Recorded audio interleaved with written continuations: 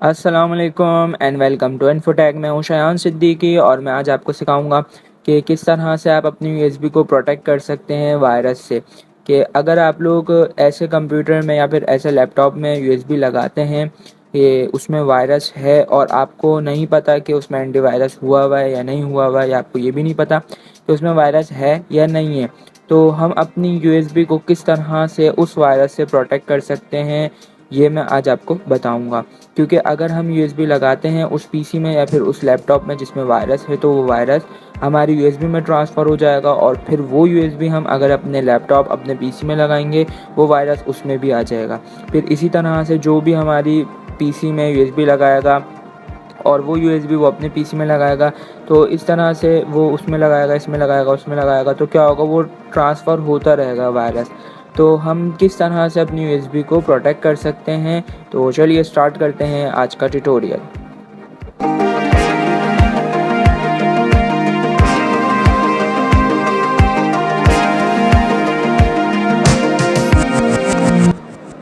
सबसे पहले मैं क्या कर रहा हूँ, अपनी यूएसबी को इंसर्ट करता हूँ।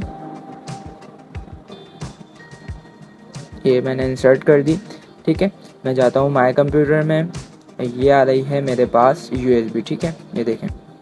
सही सिंपल करना कुछ ये है कि आपको अपनी यूएसबी पे करना है राइट क्लिक करने के बाद कहाँ जाएंगे आप लोग, प्रॉपर्टीज़ में।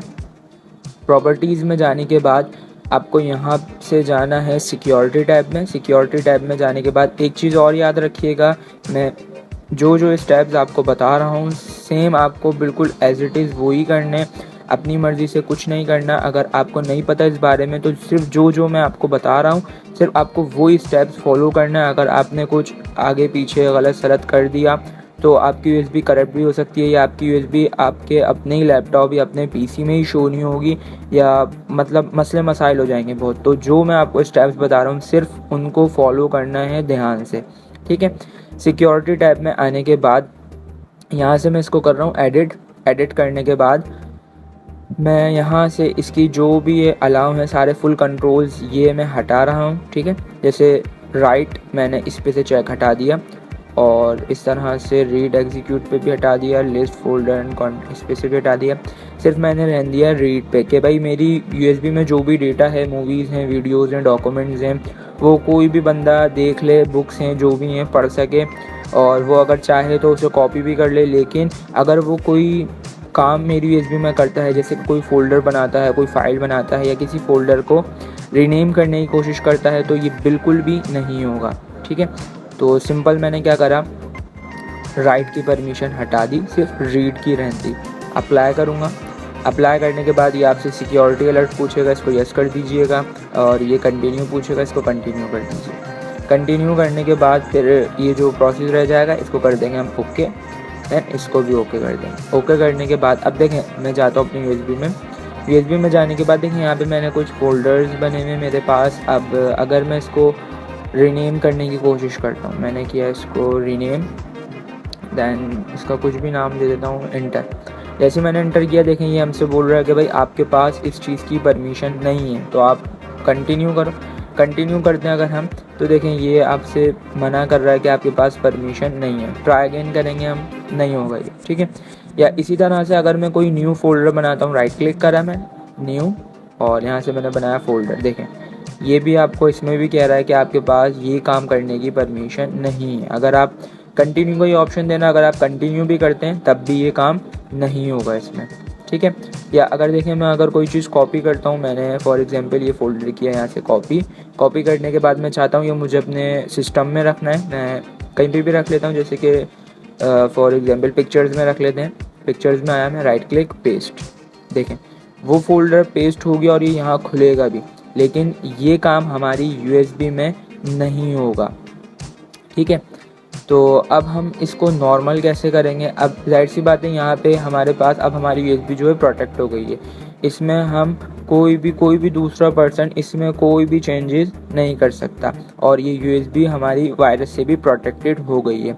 अब बात आती है कि अगर हमें इसमें कोई डॉक्यूमेंट्स ऐड करने हैं, या अगर हम कोई चीज़ कॉपी करना चाहते हैं, जैसे कि अगर मैं यहाँ से कोई भी फ़ाइल कॉपी करता हूँ अपने सिस्टम से और ये यूएसबी में जाके मैं पेस्ट करता हूँ।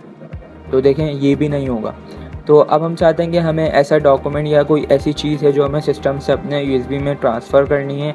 तो इसके लिए हमें क्या करना पड़ेगा, इस सेटिंग को, इस सिक्योरिटी को, इस प्रोटेक्शन को हटाना पड़ेगा। कैसे हटाएंगे वो भी मैं आपको हैंड टू हैंड बता देता हूँ। काफ़ी आसान है, जो स्टेप्स हमने फॉलो किए हैं सिर्फ उन्हीं को हमें डिसेबल करना है। ठीक है, USB पे आया मैं, राइट क्लिक और प्रॉपर्टीज़ में जाने के बाद वापस में जा रहा हूँ सिक्योरिटी टैब में, एडिट करने के बाद मैं इसको कर दूंगा अलाउ। देखें ये जैसे मैंने सेटिंग की है आपको भी सेम इसी तरीके से करनी है। कुछ अपनी मर्ज़ी से नहीं कीजिएगा, फिर कोई मसला हो जाएगा तो फिर मसला हो जाएगा काफ़ी। ठीक है, तो सिंपल जैसे मैंने किया है सेम आपको भी ये स्टेप फॉलो करना है। देन अप्लाई कर दें, कंटिन्यू और वापस इस पर करें ओके, देन ओके। अब चेक करके देखें USB में आया मैं, यहाँ से मैं इसको रीनेम करने की कोशिश करता हूँ। राइट क्लिक करा मैंने, रीनेम, चेक करते हैं, रीनेम एंटर करा, देखें रीनेम हो गया। ठीक है,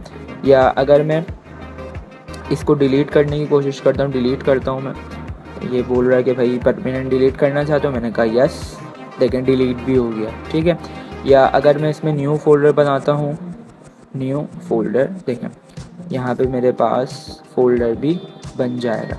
ठीक है, तो उम्मीद करता हूँ आज की ये वीडियो काफ़ी हेल्पफुल रहेगी आपके लिए और पसंद भी आई होगी। और पसंद आई हो तो लाइक कर दीजिएगा, चैनल पे नए हो तो सब्सक्राइब कर लीजिएगा, ताकि मेरी ये इन्फॉर्मेटिव वीडियोस आपके पास सबसे पहले विदाउट ट्रैफिक पहुँच सकें। आज के लिए इतना ही, मिलते हैं नेक्स्ट वीडियो में नए टॉपिक के साथ। जब तक के लिए अपना बहुत सारा ख्याल रखिएगा। मुझे दीजिए इजाज़त, अल्लाह हाफिज़।